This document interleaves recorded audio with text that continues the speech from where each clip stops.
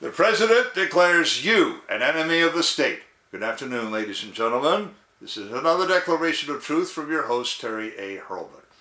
Yes, you heard that right. The President, or maybe that should be Resident of the United States, the same man who promised unity in his campaign, divided the country into his friends and enemies last night. He's been doing that, and he's done that before, in his remarks and in policy choices, and last night he made it official. He is no longer the president of all the people, if he ever was. He certainly is not the president of those who value life, liberty, or property. And he just announced his intention to deprive half the country of all three without due process of law. We're going to talk about that and draw some instructive parallels. And no, not from Germany. Lay off, Godwin, because I think you'll find my parallels a lot more interesting than that. Before we begin our lesson, I do want to shout out to the prime sponsor of this channel, which is Conservative News and Views, link in the description. Be sure to check out the awesome CNAV Store. Scroll down near the bottom for that link. Lots of great merchandise there, including this t-shirt that I've chosen for today. Well, here's Biden. He's snapping his fingers. Something just blew up here. And what does he have to say for himself? I did that. Yeah, he did it all right. And before I finish, you're going to know what. Now, what exactly did the president say? He titled his address, "On the Continued Battle for the Soul of the Nation." I have a link in the description to a direct transcript of his remarks from the White House. He delivered it in front of Independence Hall, and whoever decided to use red light to light up the wall behind them with a draped American flag and two Marines standing at a parade rest, well, that person didn't go to cinematography school. I have left links in the description to 4 tweets saying what a stupid idea that was. But enough of that. Let's get down to the highlights, or lowlights, of his remarks. You will find links in the description to every excerpt I am going to quote, by the way. So let's get past the opening pabulum and get to the heart of the matter. Quote, "Too much of what's happening in our country today is not normal. Donald Trump and his MAGA Republicans represent an extremism that threatens the very foundations of our republic." Unquote, Joe Biden. He then spoke of a different kind of Republican that he called mainstream Republicans, but by that he cannot have meant anyone in the rank and file, and I'll show you why later. He meant certain members of Congress who represent the Republican establishment. In short, rhinos. Many of them are senators who won't come up for re-election this midterms or even in 2024. And I think they also include at least 8 members of the House who have decided to retire from public life, including those, Representative Adam Kinzinger, the rhino from Illinois, is one of them, whom Democratic legislatures have drawn out of their districts because their states lost representation in the census. Or they lost their primaries. Now, chief among those is Representative Liz Cheney, the rhino from Wyoming. Biden goes on, quote, "MAGA Republicans do not respect the Constitution. They do not believe in the rule of law. They do not recognize the will of the people," unquote. He went on to criticize those who have expressed concern about election integrity and backed that concern up with some new laws. Perhaps by extension, he criticizes the new cadres of poll watchers, like those who showed up in the Virginia pre-midterms last year, to say nothing of those who became officers of election to replace those they suspect of impropriety, negligence, or both, including me. Better to become an officer of election than to complain about their conduct afterward, I always say. Then the president gets to what's bothering his fellow Democrats. Quote, "MAGA forces are determined to take this country backwards to an America where there is no right to choose, no right to privacy, no right to contraception, no right to marry whom you love," unquote. Obviously, he's talking about the remarkable 2021 term of the United States Supreme Court. Then, he talked about the January 6th event, and he used all the typical leftist buzzwords to describe it. In that context, he quoted retired Judge J. Michael Luttig of the United States Court of Appeals for the Fourth Circuit. Judge Luttig did testify before the January 6th committee last June, and he used some highly injudicious language. I'm not even going to bother to quote this guy. I'm just going to leave a link in the description to a PDF of his testimony. This judge gave an equally inflammatory interview on NPR's All Things Considered program a week later. Worth noting is that the same Judge Luttig wants to amend or repeal the Electoral Count Act of 1887. Now let's get back to the president's speech. The president went on to accuse those who support President Trump of calling for political violence. And in that context, he tried to make one statement and he garbled his words. Well, I don't know whether to laugh or cry. The garbling made it into the transcript. Now listen to this.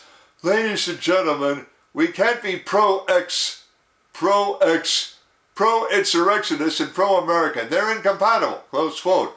Hey, I'm not just memorizing the speech, I'm quoting the transcript. Now, how did this sign of potential presidential inability to discharge the powers and duties of this office find its way into an official transcript? That's almost worse than that red light backdrop. Here's another low light from this speech. Quote, MAGA Republicans embrace anger. They thrive on chaos. They live not in the light of truth, but in the shadow of lies, unquote. Here's another. Again, I quote, MAGA Republicans look at America and see carnage and darkness and despair. They spread fear and lies, lies told for profit and power, unquote. Then he started touting his legislative achievements, beginning with the Inflation Reduction Act. Quote, I believe we can lift America from the depths of the virus that shall remain nameless. So we passed the largest economic recovery package since Franklin Delano Roosevelt. And today, America's economy is faster, stronger than any other advanced nation in the world, unquote. If you believe that, I'll show you the Woodrow Wilson Bridge. He also talked about transportation boondoggles, gun control. I can hear Justice Clarence Thomas clearing his throat already. And the Green New Deal. Before wrapping up with more self-congratulation, he left this Parthian shot. Quote, the MAGA Republicans believe that for them to succeed, everyone else has to fail. They believe America, not like I believe America, unquote. That's another falsehood, by the way. It's Democrats who believe in the zero-sum game. Then the president made this supremely ironic statement. Quote, that is why tonight I'm asking our nation to come together, unite behind the single purpose of defending our democracy regardless of your ideology, unquote. Man alive. Lay aside for a moment that democracy is two wolves and a lamb voting on once for dinner. Lay aside even that ours is a constitutional republic. Them's fighting words, Mr. President. They're a dictator's words. You expect a political candidate to attack his opponent. Barack Obama set the standard for endless campaign mode, in which an elected official never stops attacking his opponents. In Obama mode, that includes opponents past, present, and future. But last night, Biden officially set a new standard to attack the voters themselves. Now, let's do a thought experiment. Let's substitute Donald Trump for MAGA Republicans. Well, even at that, you've got a recast of Cicero's Oration Against Catiline. That alone, without reference to any more modern dictator, should give pause to anyone who values his liberty.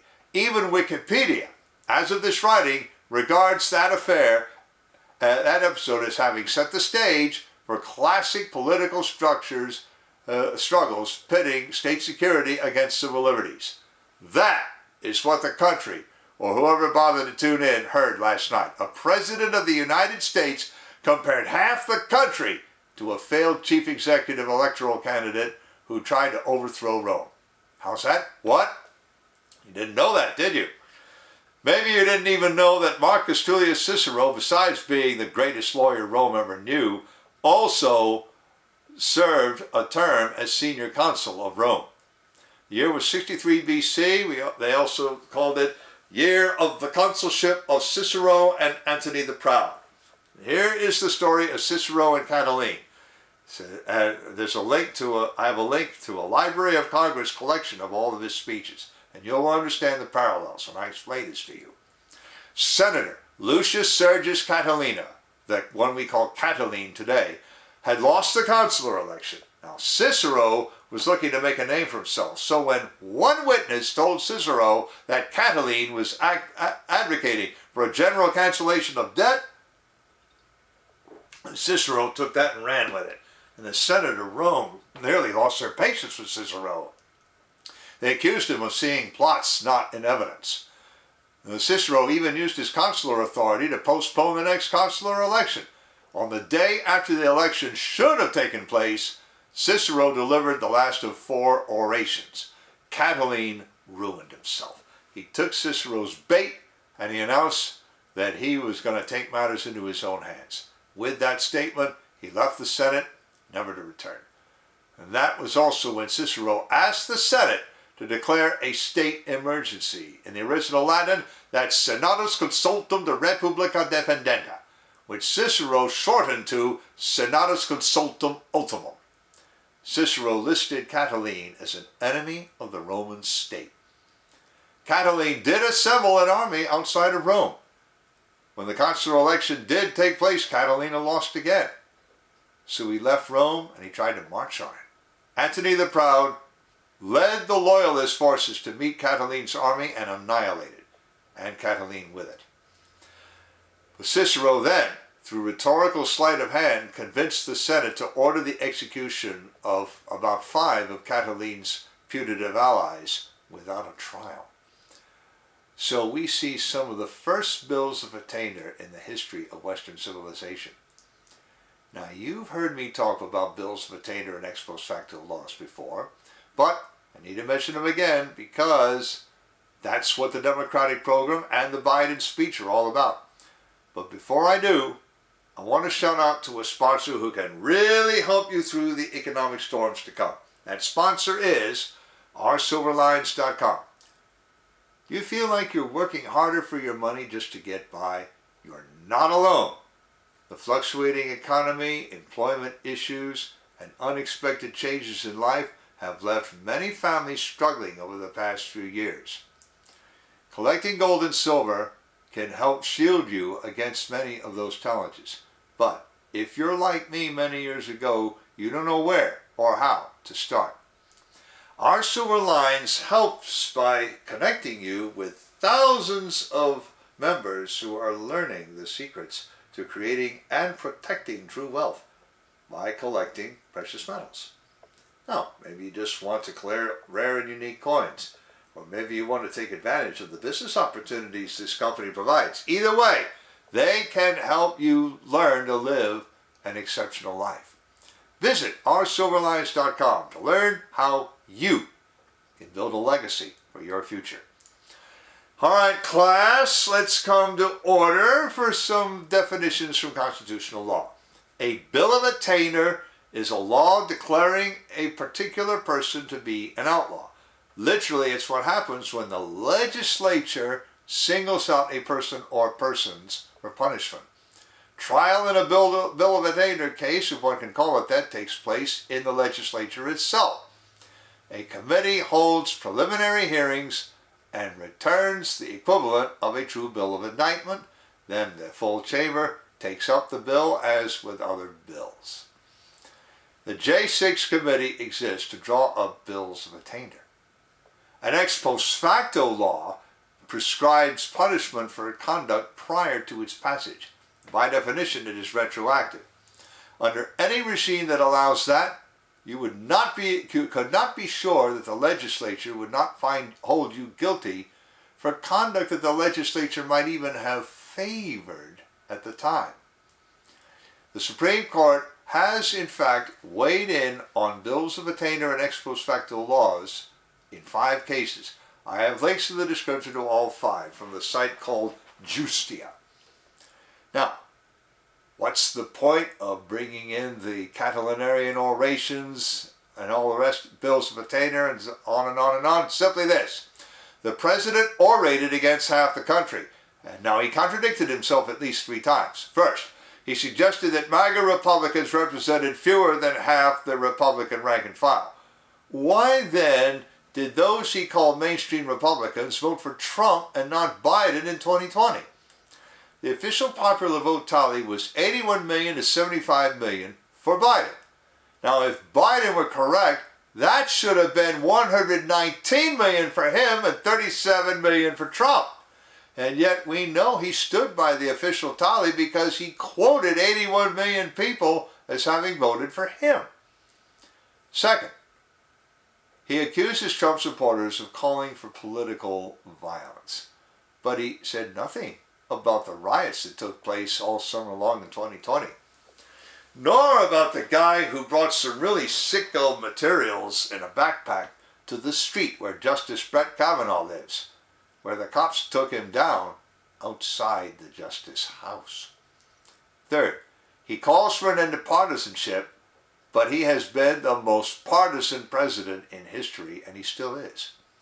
Worse yet, he has confirmed that the January 6th committee exists to write bills of attainder and an ex post facto law against not only Trump, but all who voted for him.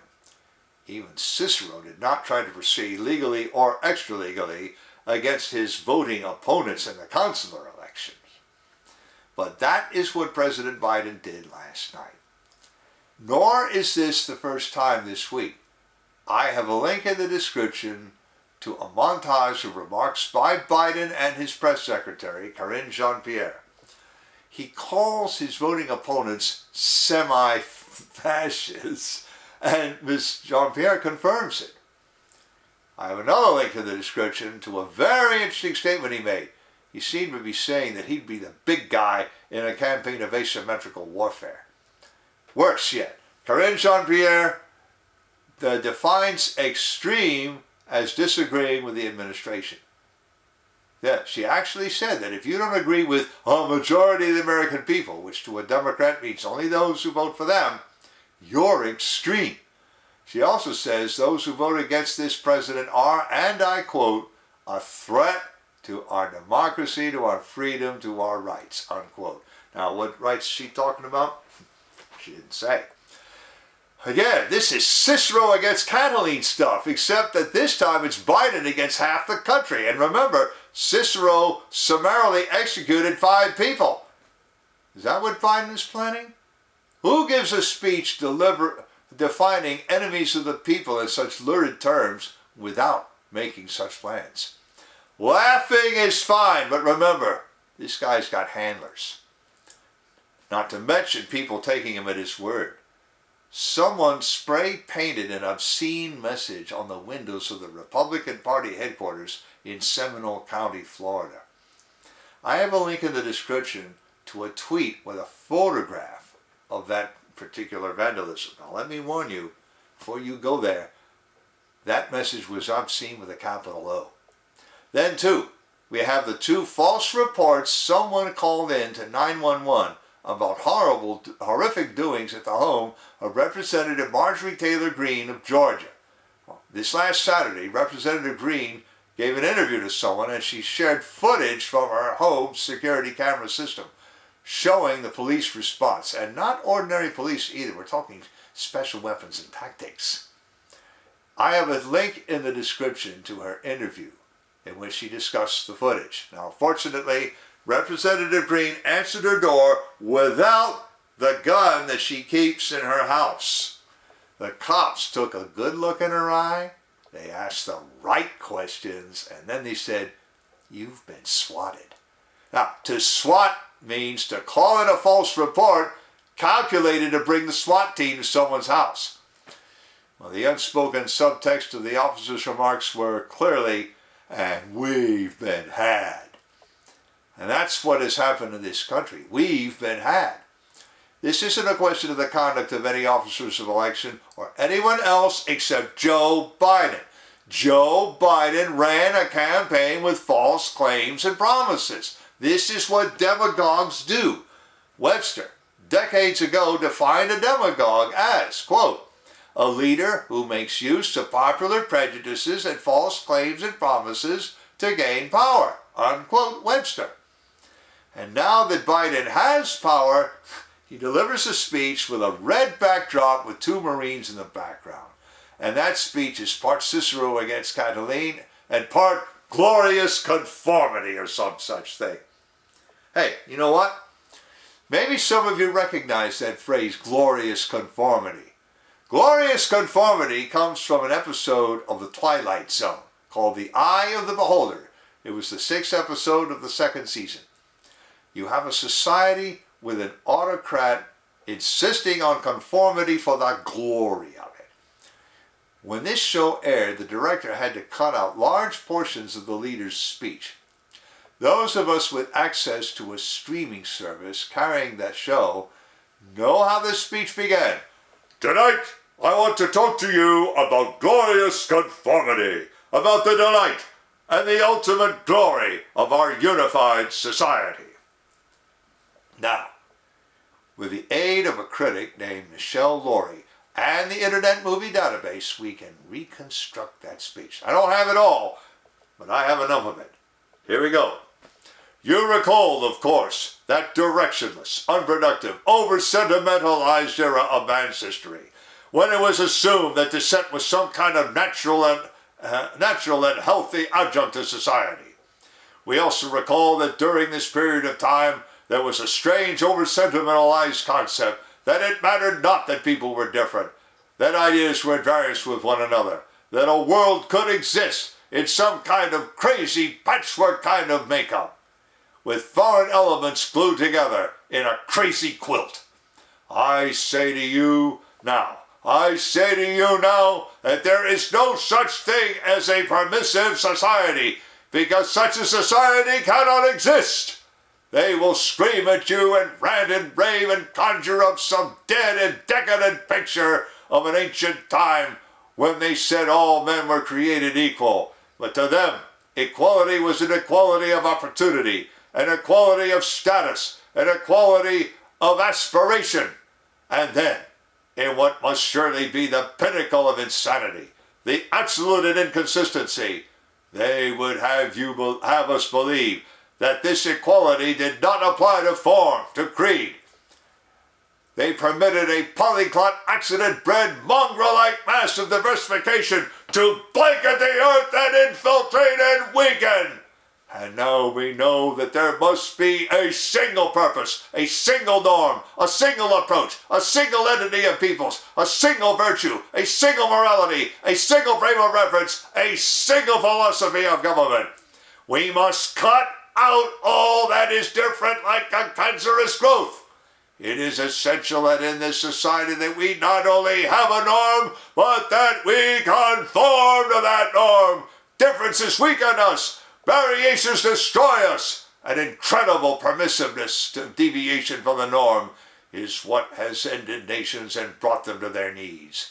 Conformity we must worship and hold sacred. Conformity is the key to survival. Of course, if you watch that episode, you see that the norm came about through facial mutilation by plastic surgery. The protagonist in this episode is a woman whose naturally beautiful face snapped back from the worst the plastic surgeons could do, and yet she was ashamed of her appearance, because the leader and his minions had shamed her totally without cause. Now, how much difference between that and persuading little children that they really were born into the wrong gender? But I digress. Notice also that the leader disdains equality of opportunity, equality of standing before the law, and equality of aspiration. Compare that to a president who calls for equality of outcome and of thought. More to the point, in that speech, the president accused his critics of the very thing he does. He calls for that single purpose, single morality, single this and single that. I picture this bitter old man who would very much like to segregate away or destroy everyone who votes against him. He almost calls explicitly for that very thing. And if he doesn't really think that way, his handlers do. This is clearly a desperate measure by one who could never give a good answer to Ronald Reagan's famous "Are you better off?" question. But it is also a look into the dark souls of this president and everyone around him. Links in the description to the article, to the speech, to 4 reactions to the backdrop, to 7 excerpts, to Judge Luttig's statement to the J6 committee, to the 4 Cicero Against Catiline speeches in the Library of Congress, no less, to 5 cases against bills of attainder and ex post facto laws, to the Biden and Jean-Pierre montage, to Biden actually saying you need an F-15 to challenge the government, to Corinne Jean-Pierre talking about rights, to the spray canning of the windows of the Seminole County Republican headquarters, to Marjorie Taylor Greene's interview showing the security footage, and to conservative news and views. I've also left links to the awesome CNAV Store and to oursilverlines.com, as I also mentioned. And if you like what you've heard, you can like this video. And be sure to click on the bell icon so that you can get notices every time I come up with another video. You can also click the super thanks icon. That's a heart shape with a $sign in it. You can actually leave me a tip that way. On the end screen, I'm going to leave a subscribe link and links to earlier videos about concepts that I have discussed before and that I mentioned just now. This is Terry A. Hurlbut delivering another declaration of truth and reminding you to let the truth set you free.